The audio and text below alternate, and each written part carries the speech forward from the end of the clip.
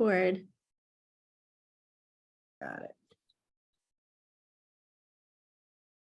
Okay, so welcome everybody. I'm Beth Fateni and part of the Long Island Organics Council Steering Committee. Nice to have all of you here. This is the agenda that we'll cover today. So we'll be hearing from Tony Romano from the Ecological Culture Initiative in Hampton Bays, which will be great. And then we'll do some Q&A and have some further updates about upcoming events. And then we'd love to hear from all of you at the end about any updates that you guys want to share with each other, because that's part of the purpose of our meetings, is to share with each other what's going on. So please introduce yourself in the chat. If you can please enter your name, like where, what town you're in, and anything you'd like to share about your interest in organics, like successes and challenges, and any desired topics for future meetings is always welcome as well. So just a little update on the Long Island Organics Council.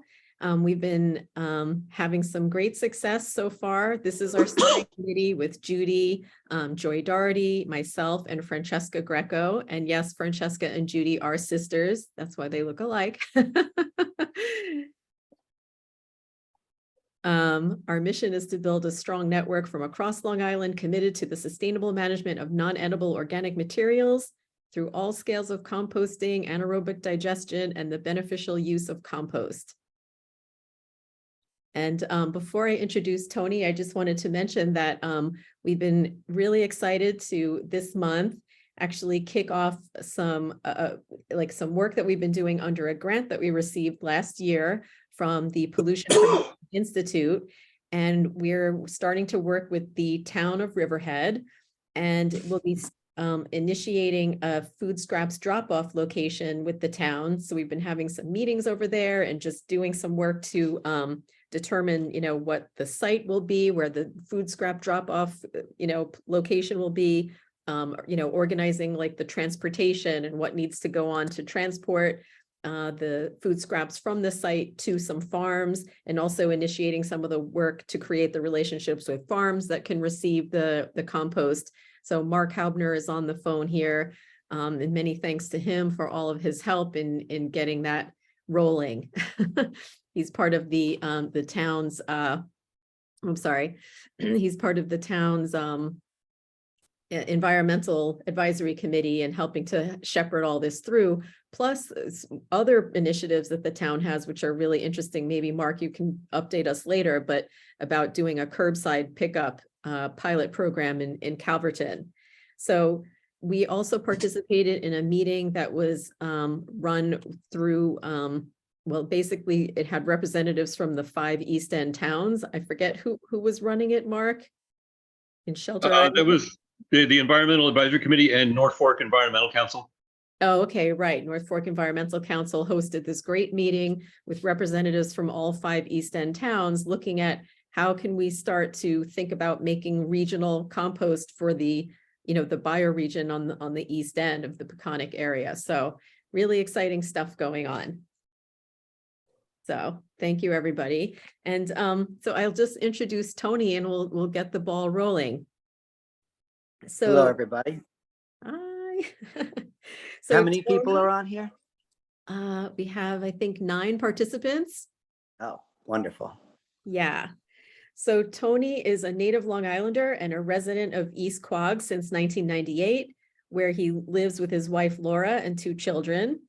And having been healed from numerous childhood health conditions through holistic naturopathic changes and growing an organic garden, Tony jumped at the opportunity to bring similar benefits to others. So once he took the first organic gardening course presented by ECI through the town of Southampton, he became engaged with ECI's mission. And then he was serving as a resource director and then a treasurer as well. So he recently retired from Verizon after 31 years. And he's enjoying helping build upon each of ECI's different initiatives. So maybe we'll hear a little more about that. And he's excited to expand his community involvement and re-engage many passions. So welcome, Tony. Thank you. So yeah. Let me pull up the other screen. Our screen so we can go through. Yes. So Southampton Town gave away compost bins for $10 back in 2006, and I grabbed 2 of them, and that is when I started composting again since my childhood.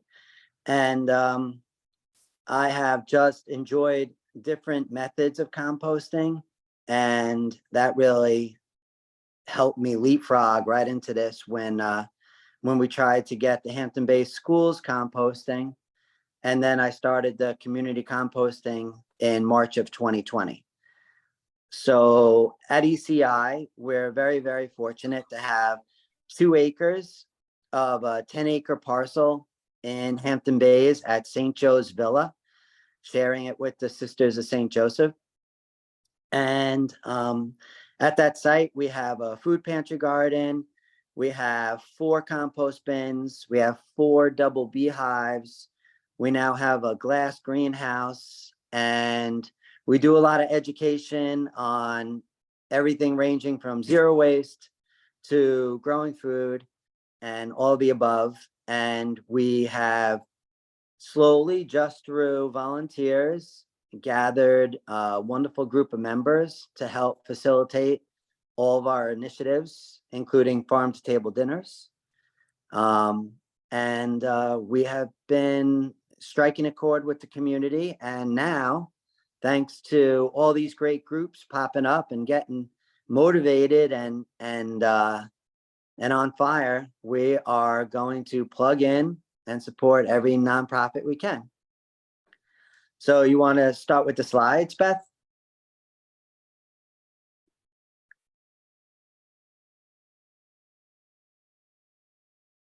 I can't hear you if you're talking. You're on mute. Oh, I'm sorry. Can you see the screen? Oh yeah, I forgot. The I time for gotta community go back to the composting other is side. now. Yeah, so you can go to the next one. Okay. So Joe Lamport, who's also on this call, was wonderful enough to make this presentation today, which is fantastic because we're really growing the audience that is listening to us. These are the latest numbers. I think we went through some of this at the compost, the symposium on Shelter Island, how much waste we have coming off the island and what we have to work with and how long it takes to make good soil and what we can do. So if you go to the next one. Okay. So the biggest problem for us in Southampton is that there's no skin in the game for the town representatives. They have a budget. The budget is already difficult for them because everything's getting more expensive. And we have 85% of our waste being handled by private carters. So of course they get paid and they make money on tonnage. So they want to keep and have as much of the weight and the waste as possible. And what we need to do is start with the 15% of the people bringing their stuff to the transfer stations. And we are now in talks with the town, and we've met with the engineer and the guy in charge of all the transfer stations and the council. And we're trying to motivate them and get them on board with giving us an opportunity to do a pilot program at the transfer stations where we can first touch base with those 15% of people, residents from Southampton. They're already bringing the plastic and the cardboard and the paper. So, and their garbage, of course. So they would be probably right lockstep with bringing their kitchen waste. And that is what we have going on in Southampton. I know every town has got their own issues and roadblocks, but in Southampton, we have private carting. We go to the next one. So there are some steps, really important steps being made. I know the rail system that Winter Brothers is building up on the highway is going to help get trucks off the road, which is going to help with destroying the roads and the exhaust fumes. And the digester they're building at Long Island Compost across from the dump is fantastic for making biogas. I hope they get all the compostable material that I don't want, and they make a lot of energy and solve the rest of the problem. Of course, I'm a big proponent of best practices. So I believe that if we use our best materials to input into our compost making, we'll make the best compost possible. And so, although those two items right there are extremely important, as we're 82 weeks away from the dump closing, I think that what we need to do is focus on composting as much as possible. 82 weeks at most. All right, next slide. So I am passionate about backyard composting. I actually think that the only thing that trumps backyard composting is feeding chickens and making food. I think feeding chickens come first, and right after that, we need to take all the best kitchen scraps and carbon that we can acquire from all of the different businesses out here, and we need to make backyard composting an important part of community participation. So as we, I'm sorry, someone's home. Hey, I'm responding. Thanks. Yeah, if we can make backyard composting a #1 line item, and then after that, we can focus on community composting at the transfer stations, or diverting stuff to the digester, or then to the waste stream. That would be ideal. So at ECI, we started in March of 2020, and we started with 1 bin and 35 participants. And we have over 3 years taken in about 8 tons of kitchen scraps at that facility. So we've also helped take in about a similar amount of product, about 14,000 pounds, 7 tons, from the East End Food Institute commercial kitchen at the Southampton College. A lot of that did go to chickens, but the rest of it went to 2 compost bins that were built at a cemetery in Southampton, and then some back to the villa where we have our main program. I've been able to start composting at a couple of beach clubs, the Quantuck and Quag Beach Clubs. Quag Beach Club is doing amazing. It's been 3 years running now, and I've taught the 15-year-olds that work in the kitchen there how to make it. And even at the beach, where we're in a parking lot with just sand, we were able to make some beautiful compost that they are now using in their herb gardens, and where, you know, closing that cycle right on site, where they're taking all of this wonderful waste and making beautiful soil. If you go to the next one. So this is where we are getting super excited with the council that just got created with Mark and with you guys up in Huntington, that we can really start to bend the ear of government and private business to have partnerships with us, to fund us, to sustain us, to implement new and creative ways to make a difference. And I think, I don't know, I was just hearing some background noise. I think that Joe just did a great job. I just got this slide today, so I'm not really super familiar with every word that's on here.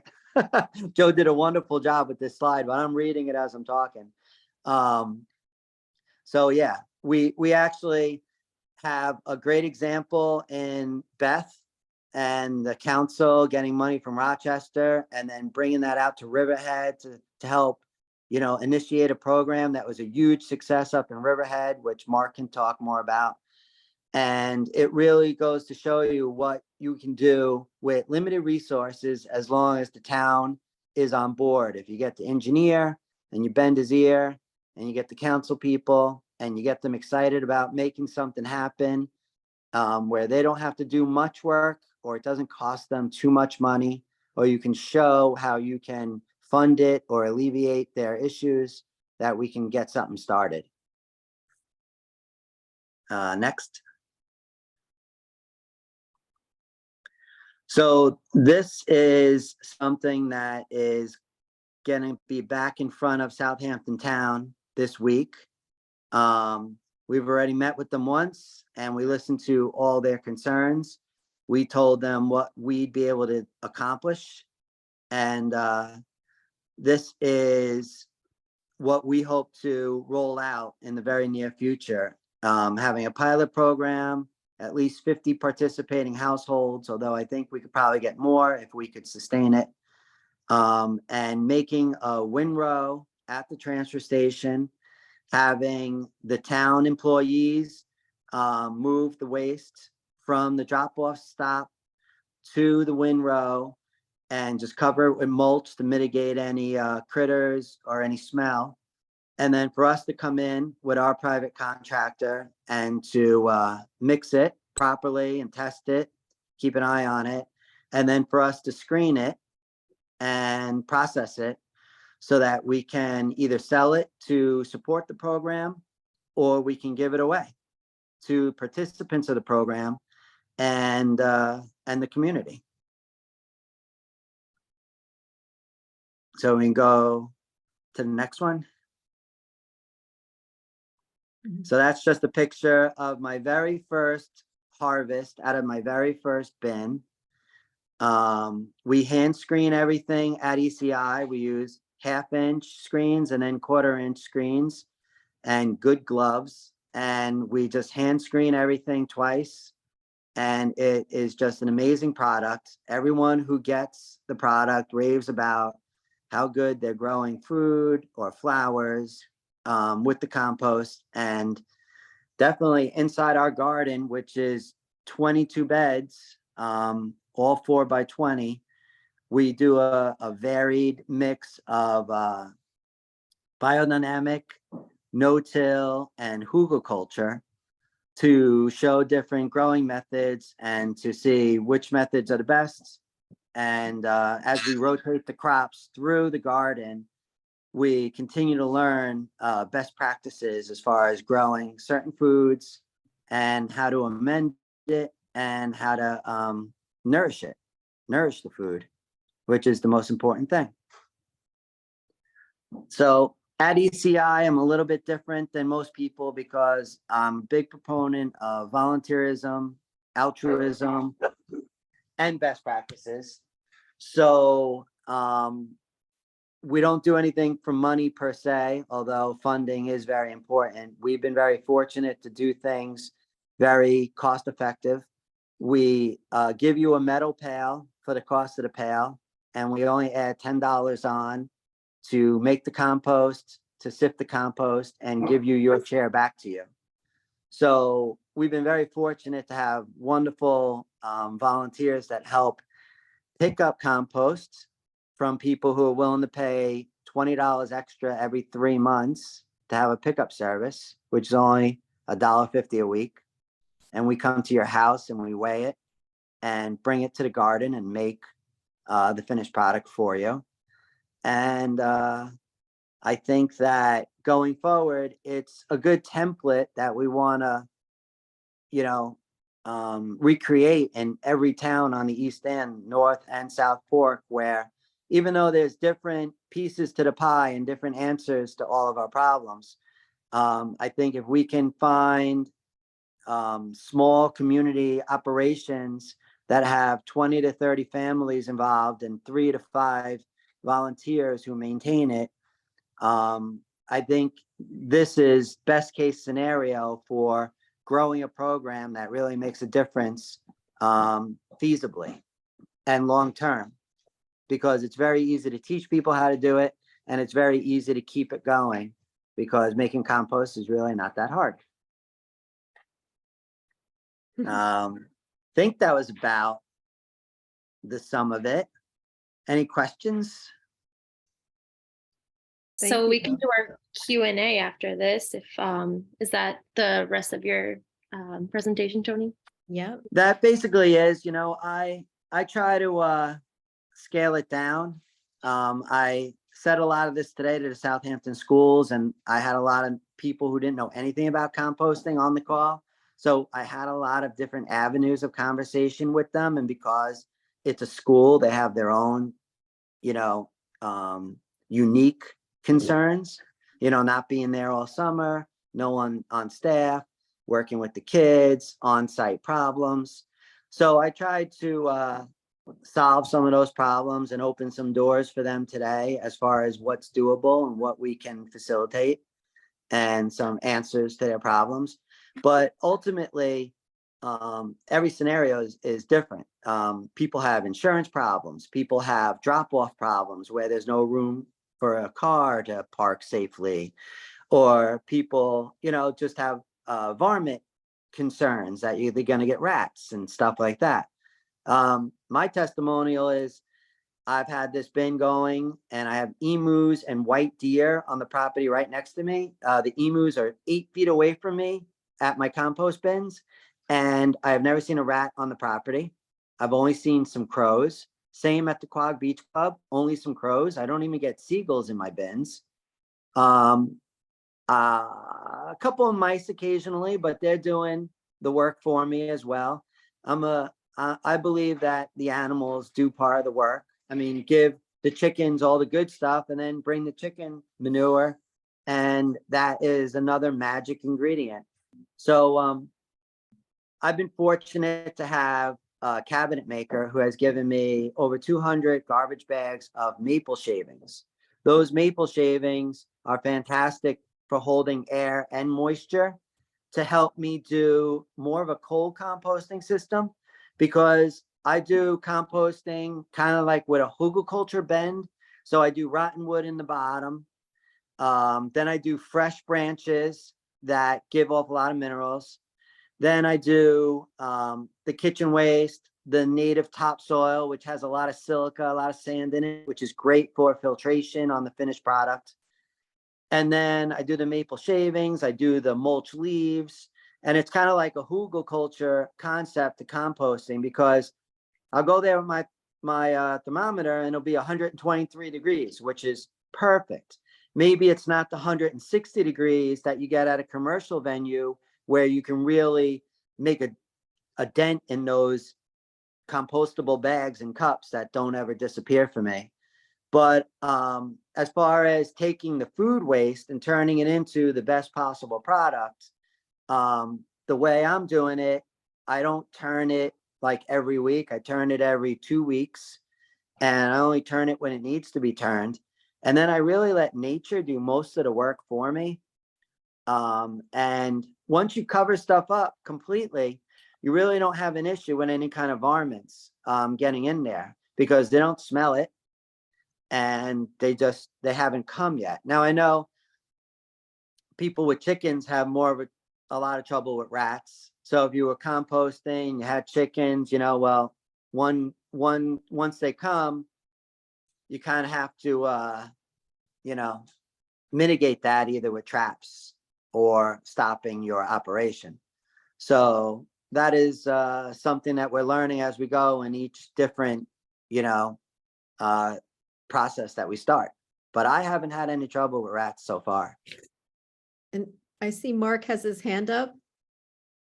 Hey, Mark, Yeah, it's not doing this though. I needed to do this. I didn't see ya. Just Tony, can we go back to the slide about the numbers that you guys for the total solid waste for Southampton? Sure. Thanks. And I'll tell you why, because I did a quick If I can go back. Oh, Beth, I'm sorry. Beth, can you go back to the slide about the solid waste? Because Tony, you mentioned the idea of meeting the town. What we discovered early on was that we are helping them meet their solid waste management plan that they've submitted to the DEC. It's a contract, if you will. And what we got was the excitement was that we were helping them achieve their goals, their 2030 goals. And we shouldn't even be looking at 2040, 2050. But 2030 is the kind of a drop dead date for a lot of things. Is it this one? Well, you can just read me the numbers, Beth. That's okay too. Yeah, I don't see it. Oh, I'm sorry. I I'm don't think we shared it yet. oh, this is so Three hard. Going on the back bottom. and I'm so confused. Okay, sorry. I'm going back and forth between different Sorry. things. It's okay. Oh, So there we this go. page, Mark? Yeah, so 71,000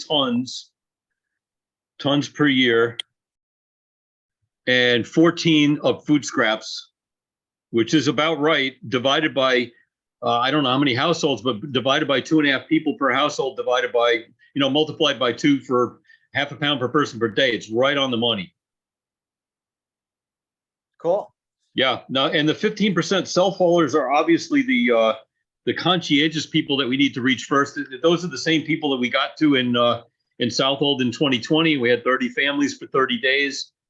We pulled a lot of numbers out of that, and a lot of process out of that, and they're very conscientious. I mean, over the 1,100 pounds that we pulled, we got 0 plastic forks, because they're the people who are self what do you call they're self-select. The self-select crowd are the best for this kind of thing. Awesome. Thank you. Okay, glad I got to the right slide. I wasn't sure which one. Yeah, I was sweating it, Beth. Thanks. Sorry.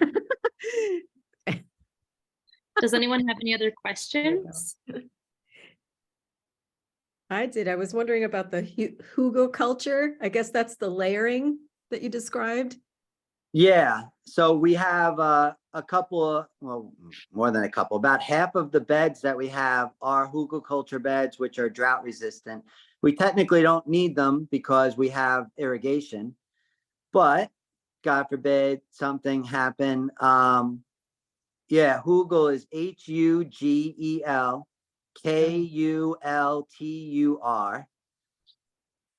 Oh, And it's basically lasagna layering of, because I'm Italian, I gotta bring the lasagna in. It's the layering of the different organic matter, the nitrogen and the carbon, in a way that creates a biome that you never compress. So like one of our rules of working in the garden is you do not step on the beds. You straddle the beds or you work around the beds, you don't compress them. And then what happens over time is that the soil makes its own biosphere in there that it likes to keep intact. So you don't have to rototill anything and disrupt the order of things inside the bed. The order of things gets created naturally, and then you keep it that way. So I was telling a story earlier today. In, I guess, 2016, my daughter wanted to do this experiment where she put crystals into pots, and we went out to KK's farm in Southold and spent a whole morning with Ira, and he was so excited that she wanted to do this. He gave us a fantastic tour of the whole facility, and we learned so much about biodynamic farming. And he taught us how when he plants his tomatoes, he straddles the bed, the mulched berm, the windrow, and he goes down 2.5 feet and puts crab shells down there. And so when the tomato plant reaches those crab shells and it's flowering, that's all the nutrition those tomato plants need to make the best, healthiest tomatoes that you could possibly grow. Plus, the way he made compost by only using organic maple leaves and nothing but really high quality products really sparked something in me, which I think helped me start composting more seriously, which led to me continuing this. Because yeah, even though my daughter was just trying to show that playing classical music with crystals made plants grow better, it actually got me up to my ears in how to make the healthiest soil possible and what are the best methods for making soil and what we can do. So it was really important for me to be there that day as well. Was there a question, or I'm just talking? You preempted all the questions already, Tony. Thank you. The Hugo culture. Oh, the Hugo culture question. Yeah. So that's pretty simple. It's really not difficult. And that's, I think, where everyone gets caught up and is thinking this is difficult stuff. This is really simple stuff. This is just nature. This is the order of things. This is the cycle of life. And it's really not that complicated. And you really don't need to make it complicated. And that's, I mean, even though maybe I'm not necessarily doing things perfectly by not having testing and seeing what exactly is the components of my compost. I don't want to scare anyone away by making things complicated, because basically nature will do the work and it's going to be good stuff. So I try to keep it simple and keep people involved and try to get them to understand how simple it is, to get them excited about being able to do it themselves.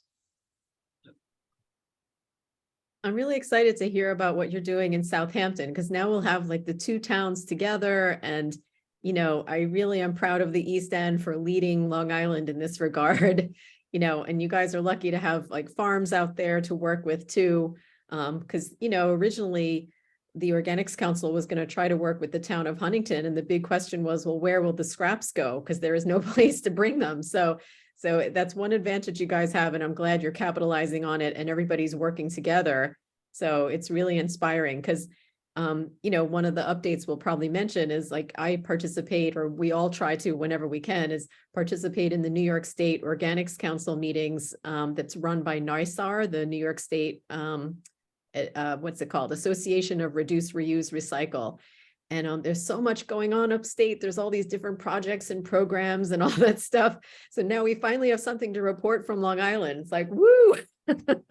Yeah, and plus Catching up. at the East End Food Institute, they're making fantastic food from local farms. They're getting to those Taste of New York sites on the expressway. I was just in Buffalo and I stopped in at one of those, and I saw a $23 soap from a local soap maker up in Buffalo. I'm like, you know what? God bless them. God bless them. If someone up here is buying $23 bars of soap, that double S shampoo, I love it. I couldn't get myself to do it. But they had a lot of great local products, whether it's honey or maple syrup. You know, we don't have maple syrup down here. But I just love the fact that New York is starting to support local people and then keep the products local and then try to sell them at locations that they have control of. So that's a nice first step.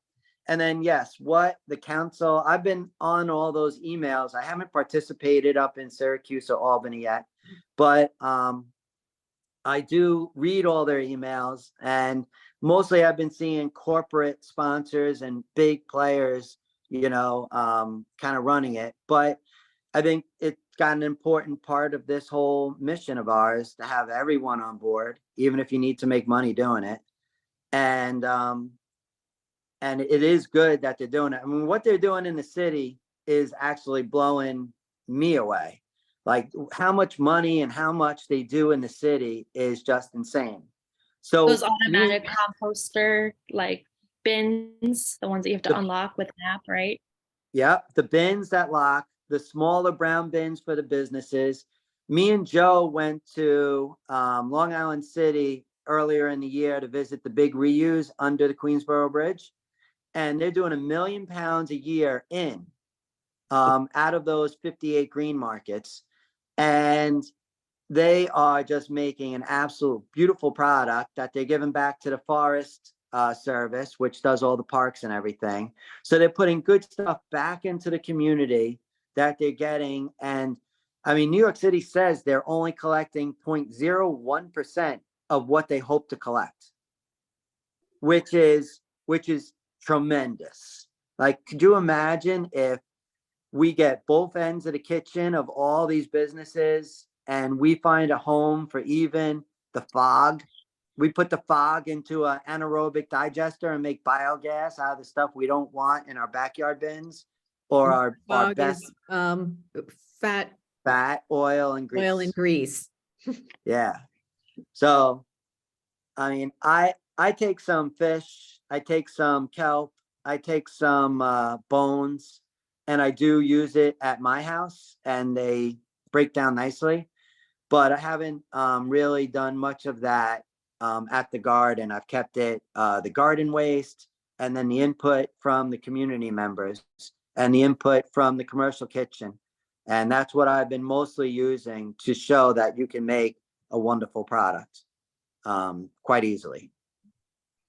And one more question I have for you, Tony. I think you mentioned a group on the East End. I think it was a food related group, food recovery or food, something like that, some type of group. Institute. What was it? A food group out here? East End Food Institute. Oh, so at the Southampton College that Stony Brook now owns, and they're gonna make it a hospital. At the Mm. Southampton College, they have the East End Food Institute. It's a commercial kitchen, and it's basically two people, Kate Fulham and Bob. His last name is escape Hatton, and they have about 20 people on a board that support them, and they've been in existence for 11 or 12 years now. And so they're taking local stuff from the farms, and they're making a product that they're now selling at Taste of New York locations and at local delis and restaurants. And so they're supporting local farmers by processing their food. And so like in the fall, they did an amazing drive for seniors to give them food. And I think I took in 3,000 pounds in 1 month of the kitchen scraps just in like the month of October. It was just, or September. It was just insane how much food they're processing and turning into either frozen, jarred, or ready to use for the community. Oh, we have one more question from the chat from Gloria. She said, we're looking at working with farms. Are there different quantities on incoming materials that require different levels of work to compost? For example, how much could a small farm deal with versus a large farm, and what's the difference in logistics? So I think a farm can handle a tremendous amount. Growing up, I had a 100 by 150 garden, and we used to get, couple yards of horse manure, and then we would make our own compost based off of that. We know Glenda, what she's doing in Center Reach. She was, I think, originally maybe trying to do something with community waste, but then ended up getting an alfalfa farmer who's giving her most of his product. And so what she's doing is taking what's easily available and what works for her, so that she can try to turn it over and turn it around into a product. So each venture will be probably largely original and unique in what your input is. So what we try to do is cut down on any gas being burned for this. I mean, we would love to brag about on-site or close cycles of reuse, where whatever's closest to you, easiest to get, makes the best product, that's what we'll use. And I think that the issue will be in teaching people how to do it, where to do it, what to use, and then finding all the solutions for each of their unique issues. And I think it's hard for me to talk to the challenges of one farm to another, because it's really going to be, I mean, if you're right next to Wickham's apple farm, hopefully you get a ton of apple products that you do with your compost. And if you're next to, a restaurant or two restaurants, maybe those two restaurants are all you need to make 1,000 pounds of compost every 6 months. And we're trying to close that loop and keep everything as local as possible, and then try to do best practices once again, keeping things as simple as possible. That's what I hope to be a proponent of, per se. That's great. Thank you so Yeah. much, Tony. Thank you for this presentation. And I guess if anyone has any other questions, they can ask in the chat. But I think we're going to get to updates now. Awesome. And I appreciate you entertaining me. Bye, everybody. I gotta go. Thank you, Tony. Tony. Take care. Honey bunny. I'm ahead of schedule. Oh, I you're know. still connected. Oh, I'm still on. I know, can't my wait to see boss- what he's doing next. I'm driving to Kentucky tonight and I am ahead of schedule. Woohoo! Bye, guys. Bye, Tony. Bye. Talk about relocalizing everything. So we still have updates for everyone. So if you can stay on just a few moments longer, we have some interesting updates. So there will be a K through 12 school composting webinar coming up, planned through NISAR, and Sarah Rosenthal is the one coordinating it. It will take place on Thursday, February 16th at 4 p.m. And it will feature 3 speakers who have implemented food scrap composting at their schools. Please, if you know any teachers or schools who would be interested, or if you're interested, you can partake in this, and I will put the link in, or the email in the chat of who you can contact, and that is the woman, Sarah Rosenthal. Is that Zoom, Judy? I believe it is a Zoom webinar. I think. Okay, if we can get that link, I know I've got things on the 16th. I'll send Yep. probably a recap email some of this, but if you guys want to take it from now. Although for this event, the K through 12, I think to register you have to email Sarah Rosenthal. So Yeah, that's good because the we haven't really gotten a lot of movement on the East End Food Scraps to Compost Working Group. But that is the beginning. Gloria is already on that list, and so are you and Beth. I'd Yeah. invite anybody on this call to look back up the chat there for the working group. It's just a listserv. It's for conversations and people to get connected. And we definitely, I know the East Hampton people are all over the school thing already. They're way ahead of Riverhead. We just got started on that. So, and I think we should be, again, Tony from Southampton and Riverhead, and then Gloria from East Hampton and Riverhead. This is how it's going to go. I think it's very exciting. Absolutely. And I believe we still have the whole network of superintendents who we contacted for our school meeting that we held back in November, the connector meeting we had with Mark Warford. And we can probably send this info to all of those same Long Island schools. So hopefully they'll make a presence at that one in case they missed the one we held in November. So this would be a great opportunity to network again for schools.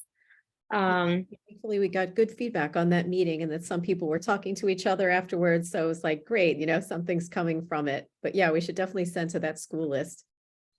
Yes, absolutely. And then Beth mentioned this earlier in the call, but as we hold our Long Island Organics Council, the New York State Organics Council also holds meetings on the last Tuesday of every month, usually at 10 a.m.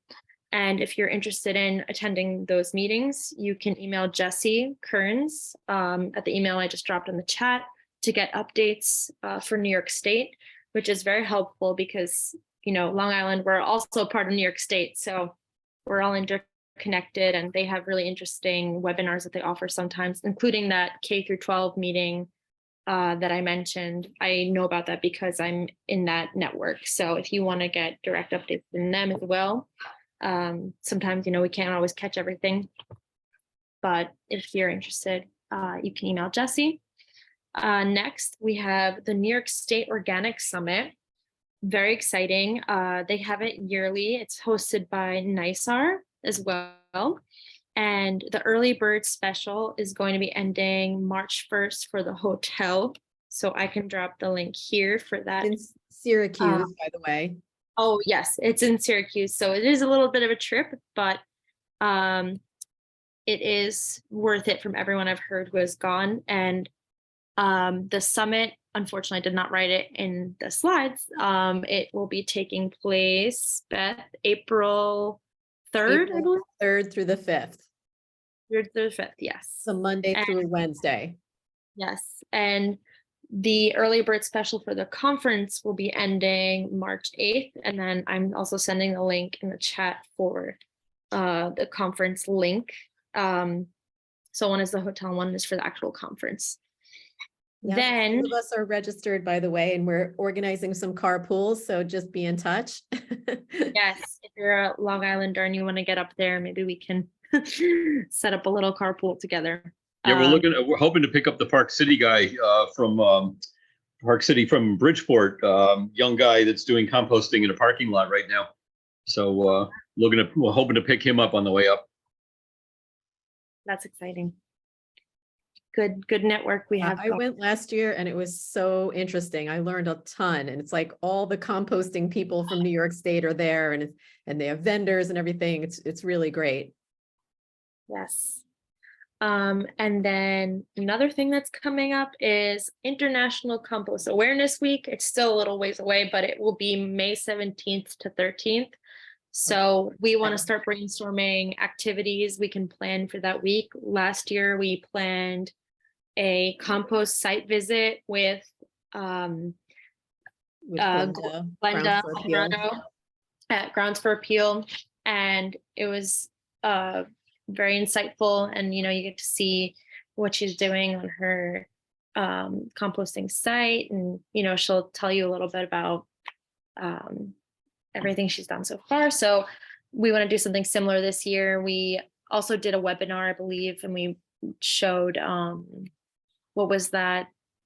It was the movie, Kiss remember? the Ground. Kiss the Ground. Yeah. So if anyone has suggestions of what they want to see us doing for this year, maybe we can organize some type of other site visit. We can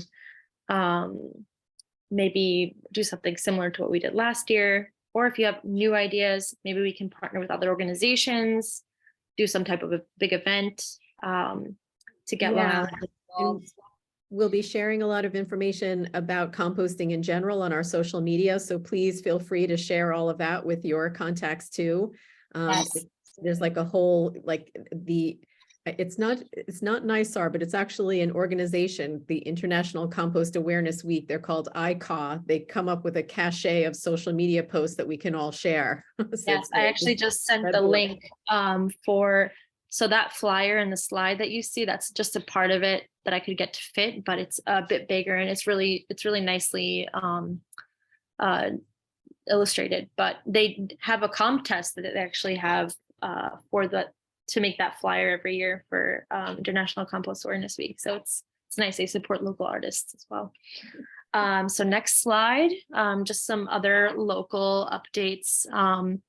So there will be an environmental roundtable with Assemblyman Fred Thiele and Assemblywoman Jody Giglio. Or I don't know if I'm supposed to pronounce it Giglio. I'm Italian. The event will be in person, and it is an opportunity for elected officials, local stakeholders, and environmental advocates to share information and recommendations. It will be on Thursday, February 16th, from 10 a.m. to 11:30 a.m. I believe we also have something going on the 16th, the K through 12. So it seems like there's a lot going on that day. But it will be held at the Suffolk County Community College Culinary Arts and Hospitality Center. And I can drop that in the chat as well. And if you have any questions or if you can't attend, you can contact the Senator Anthony Palumbo, and that's his contact info in the chat. You can email him at palumbo@newyorkstate.nysenate.gov, and otherwise call him. And then the last update I have for you all, there is an on-farm and small-scale commercial compost production course on March 2nd, Thursday, March 2nd, through Cornell University. And Debbie Aller will be presenting on laboratory compost analysis to consider when monitoring production and the maturity of compost. So I think I have the link. Let me just check. Actually, I will send that via email because I don't have that right now. But just look out for our recap email. But I think that's it. Oh, actually, Beth, next slide. Yes. So we are looking for volunteers. We need people on our steering committee to help us plan future meetings with our social media presence and outreach. And we're also looking for volunteers just to help us table and do outreach on our Long Island Food Scrap Recycle project that we're doing with Riverhead, as Beth mentioned before. So if you're interested, or if you know someone who might be, you can email us at liorganicscouncil@gmail.com or write in the chat. And also we have our website in production right now, which is very exciting. We didn't have a website before. And that's longislandorganicscouncil.org. Next slide. We actually had a newspaper article. A journalist found us through the website already. So it was like, yay, someone found it. It Yes. was a little story that was done. We should have put it in the slides. I forgot all about it, actually. It's about a new composting initiative that's being done by the town of North Hempstead, mostly just educational and encouraging backyard composting to the residents. But that was great. You know, at least they're getting the ball rolling there. Absolutely. I actually sent that in a few of my emails recently. Does anyone have any updates to share with us of what else is happening on Long Island? Or maybe, you know, some of you don't know each other. Maybe you can tell one another what you're doing. I don't know. I know Mark had something on March, is it March 15th is coming up?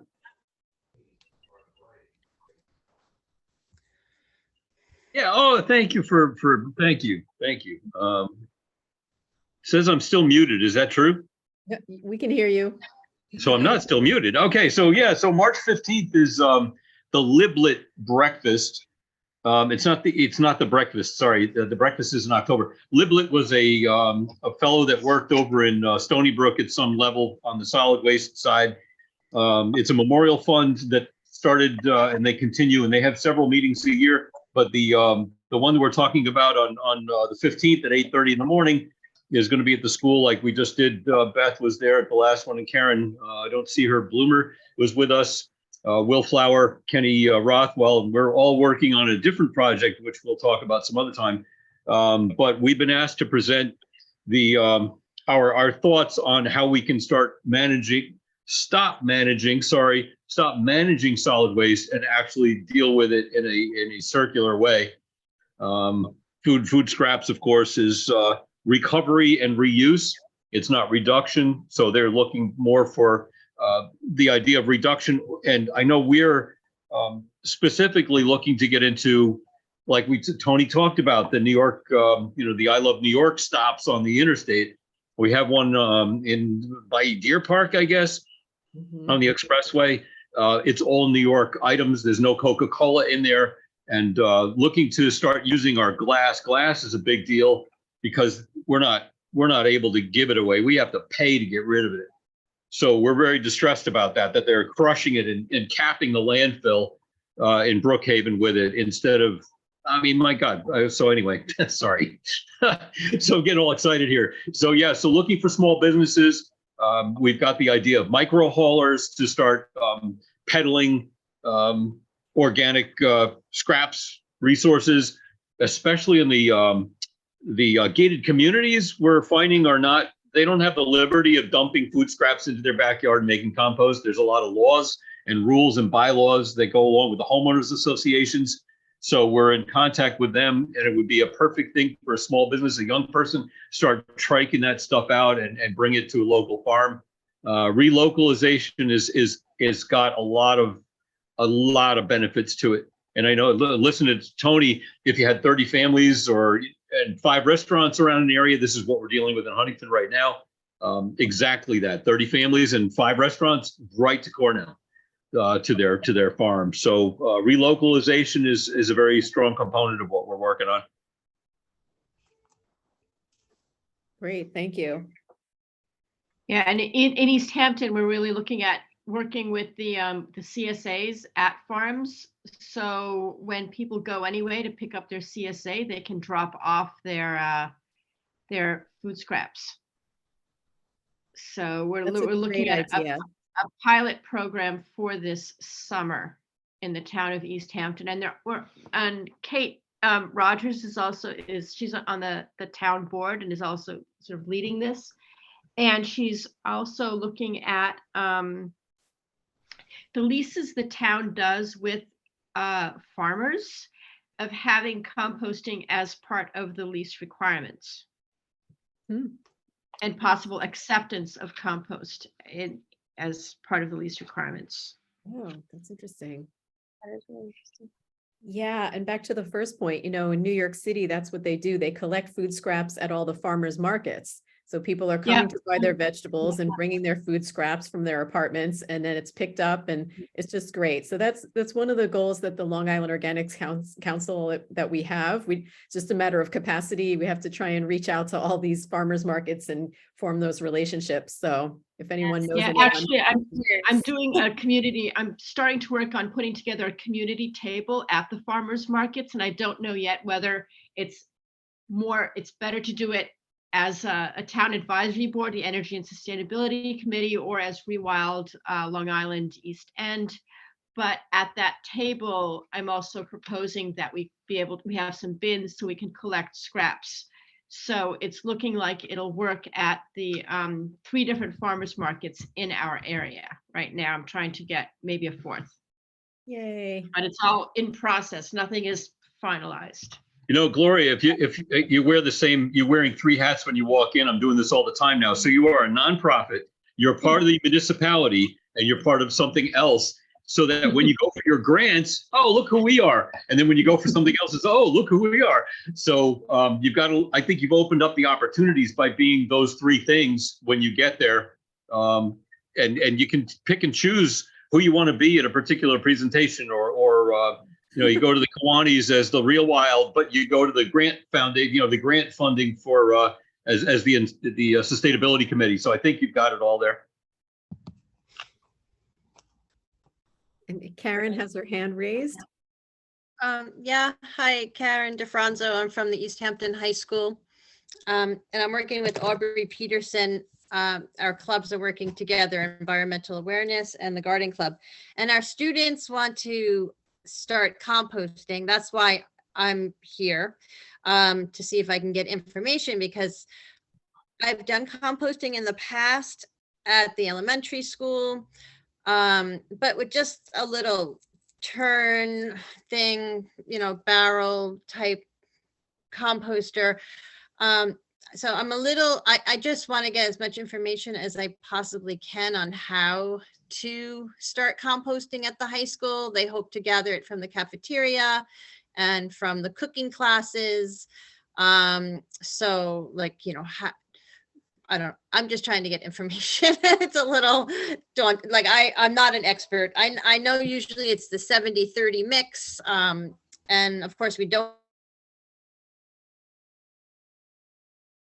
Oh.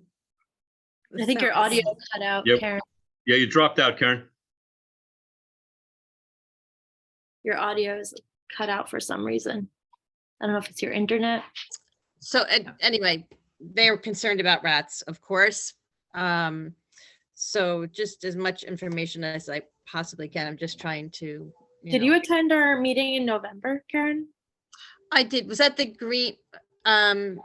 I believe I did. Aubrey invited me to a meeting. I've been to one meeting. So is that have you had anything in between? No, we had the schools one in November. Okay, I believe that's the one that I attended. Yes. And Right. And that was the impetus to get the kids excited. Aubrey brought that back to his environmental awareness club. And they got very excited. So they want to create a pollinator garden. They want compost. They want to start to bring, real silverware into the cafeteria. And there's one other item, and then recycle, of course. So they're it's a strong group of kids that a part of it, we made a presentation to our principal, and for the pollinator garden, our garden club is making a presentation to the board, I believe, on the 21st, if that's approved. Of course, they want to feed the school garden, because we do also have a vegetable garden, and the pollinator garden with the compost. So I just need info. So Wow. It's great. And what school district are you from again? East Hampton High School on the East End. Mhm. Oh, great. Wow, I'm so happy that meeting had such an impact. Yeah, I feel like maybe you should talk to Mark Warford. We can send you his Yeah, info. He's really absolutely. great. Would you like his email? Yes, please. Mhm. Okay. Can you drop your email in the chat as well? I don't know if we have you in our database yet, but I'll put my school email in. perfect. Yeah, Karen, you and Aubrey are both, and so is Gloria, and all the rest of us right now at this point are on the listserv. I haven't looked at it in a week, so one of the things I'm suspecting is going to happen is there's going to be a separate thread, a discussion on the K to 12. I don't know if I've got to create a new listserv for that, or if it's going to be a subset of the East End Food Scraps to Compost Working Group. Right. I'll stay on top. But if you see that, just throw something in there, and I'll start to figure out where it's got to go. Okay. Great. So yeah, I think it would be great to have you, Karen, on that K through 12 schools meeting. I think it's on February 16th. Yeah, 4 o'clock. I wrote that down. Great. And I'll send that out via email too. Okay.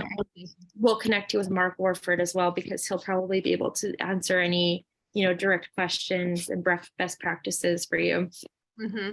and your school. I don't know who iPhone 2 is, but yeah, their hand raised. Oh, Monique. Oh, great. Wow. Hi. Hello, how you guys doing? Good. Good, thanks. So yeah, I came in a little late. I guess there was a problem with the link, but Sorry about that. all right. But my thing is, so I like the excitement and the stuff that we're talking about with composting, but I have to also uplift that we also have to consider environmental justice when we are talking about these things. And some of the stuff that I was hearing just didn't seem like there was any mention or consideration for it. So I'm hoping that, as things move, that they move with the lens of justice. Absolutely. Yeah, definitely. Can you give us just an example of what you mentioned in this meeting, like how Well, I don't think anybody said environmental justice. That's one thing. Also, what the presenter was talking about with biogas and anaerobic digestion, some of that has horrible implications for environmental justice groups and communities. Biogas still emits emissions into the air, and so does anaerobic digestion. So I know the idea is to compost at a larger scale, and so anaerobic digestion has a part to play in that, but some of that is not going to benefit the communities that are closest to the anaerobic digestion, and getting the food into the anaerobic digestion does not follow like a model of lowering emissions and stuff like that, because the one that's in Yaphank is going to be accepting food scraps from New York City, which means we're trucking in food scraps from, however many miles away. So we have to keep that in mind when we're talking about these things. I know that we have to move, but we have to move in a way that won't cause more problems on the back end. definitely. Yeah, I like the hierarchy that Mark, you showed at the Shelter Island. Obviously the highest use of the food scraps is feeding people first with anything that's edible, but anything that's not edible should become compost first. And then there could be a role for anaerobic digestion when sited properly, obviously, because at least they can take the compostable materials. So, yeah, so I feel like it's one of the things that's lacking on Long Island is obviously, I know Blarg has been talking about this a long time. It's like having a plan, like what's the, there's no like regional planning yet. But we've been trying to bring that about to, who's the legislator? It's Al Krupski. He's been having a couple of meetings with some, decision makers and stuff. And I'm encouraged to see that he's trying to pull in people that could help look at things more holistically. So that's exciting. Yeah, that's true, because we can't do composting here, rail transfer stations here, incineration here, landfills here. All of this fits together as a puzzle, and we have to figure it out and bring down the waste that we are generating. We also have to look upstream and stop producing so much that we have so much to waste, because on both ends and all the way in between are communities that are impacted the most are Black, our Indigenous, our Latinx communities. Monique, I got to say that we've been in contact throughout a number of years at this point. And one of the things that the composting idea is, and I said this before, is the decentralization, so that we're not trucking this stuff. And Beth and I haven't got into it yet. We haven't got into the discussion about anaerobic digestion.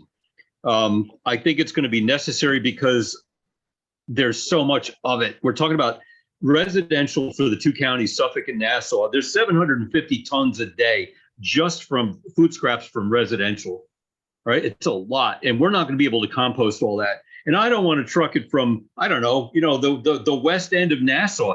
I'm not looking to bring that stuff all the way to the farms in the east end either. So we've got a lot to talk about. I think part of the discussion has been also community food gardens. And if you want to really get involved with that, I think it's an important move. Kara Hahn had started talking about pollinator gardens. We elevated that into community food gardens, which I think is probably more important or as important as pollinator gardens.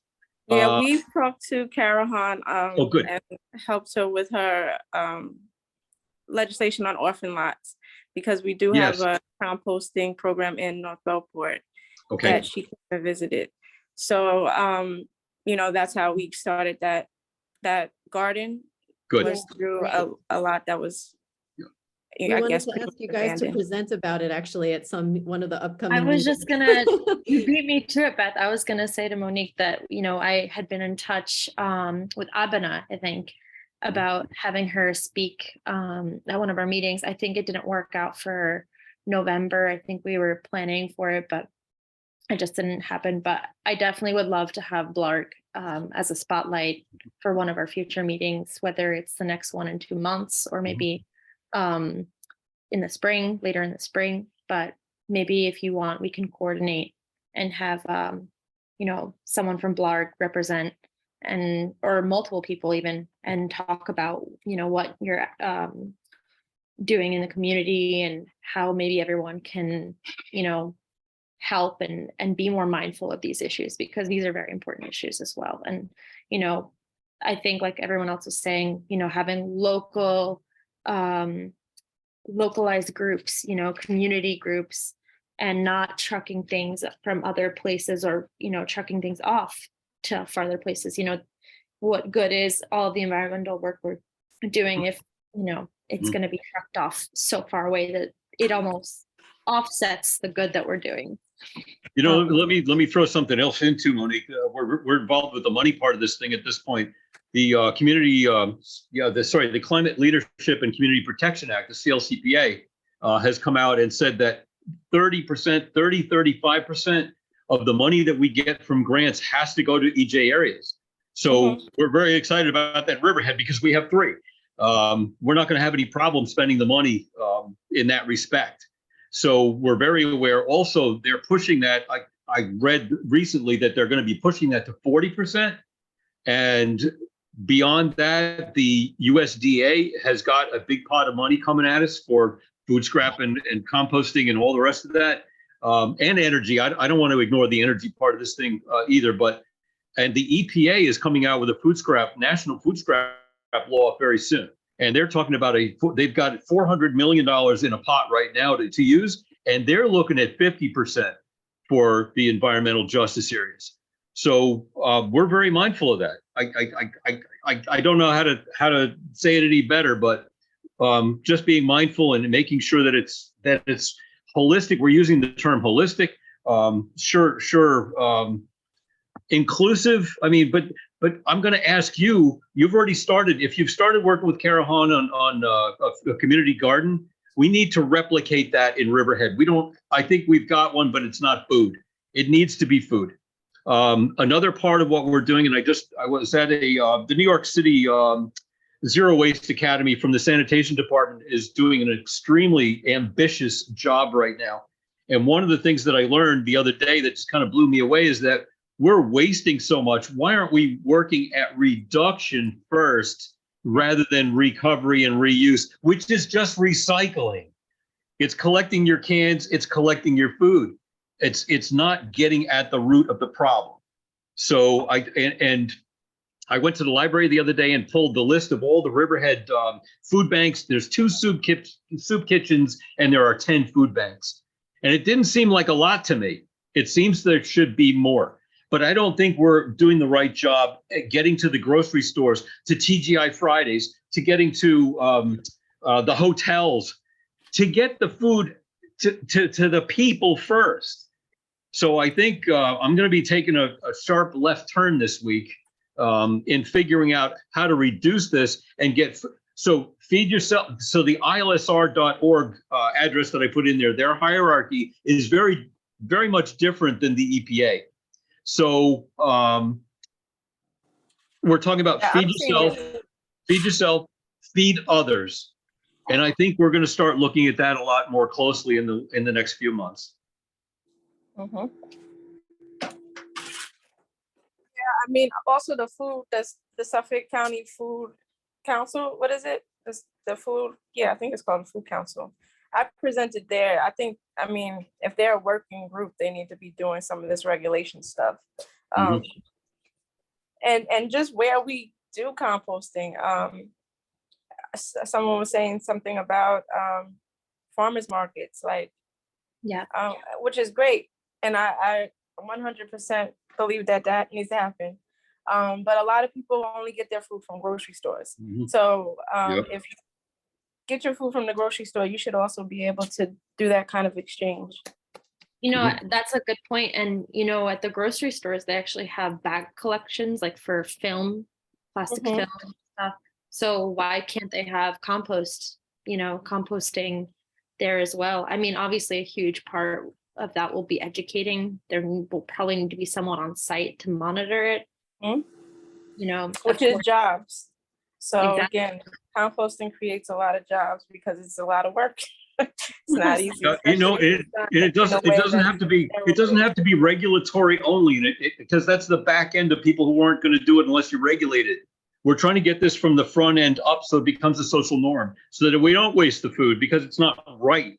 I mean, there's a lot of that. We've slipped off of that for the last 50 years. I've watched it happen. So a job for somebody to go and collect the food scraps or the reusable food or the still edible food. I don't think the DEC hasn't got the personnel to enforce this. We've got large food scrap generators at 2 tons a week. I know there are 8 in Riverhead, but are they complying? We don't even know. So I don't need it to be another inspector going and doing this. I need this to be a social effort so that we're recovering it because this is the right thing to do, not because we're being told to, or they're being told to do it. So I don't know about the people being regulated as far as the having the infrastructure there that is accessible is the part of the regulation that I'm talking about. Like there should be some type of requirement that there is the composting apparatus available so that people can do it, because if you have a community that is working 2 jobs, coming home, got to get their kids ready for bed, homework checks, and doing dinner. Not so much.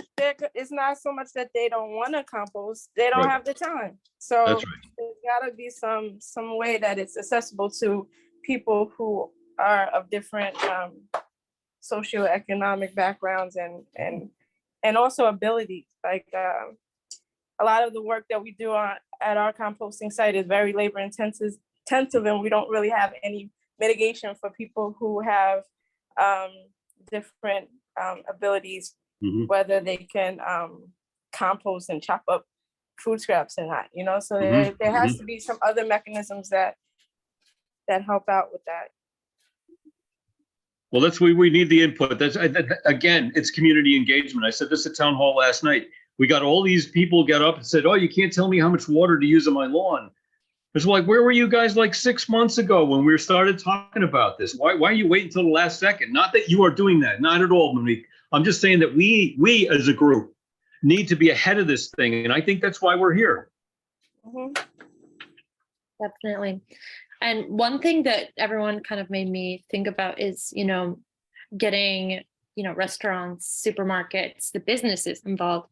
And I think, you know, reducing is one of the biggest things, like reducing before the waste starts. And has anyone heard of the app Too Good To Go? No. So it's an app that basically, I don't know if it's only limited to restaurants and cafes, but I know that a lot of them, it's mostly been in cities, but I think in parts of Long Island, there are businesses that are engaged as well. And essentially whatever waste they would have, instead of throwing out, like, let's say they don't sell all of their croissants or their sandwiches or whatever it may be, they list whatever they have on the app. They say like, oh, we have X amount of bags and it's first come, first serve. So you sign up and then you have to get it by a certain time. And then all of their food waste from the day, instead of it being thrown out, you get it before it's gone bad for the day, basically. So that's one effort that they can make, or donating the food, of course, to people in need. That's definitely a higher priority than, you know, selling the go bags. But, you know, I think all of those efforts, you know, I mean, having businesses do that is an incentive for them to still make money. But then there are other businesses who, you know, maybe don't want to do that or want to donate.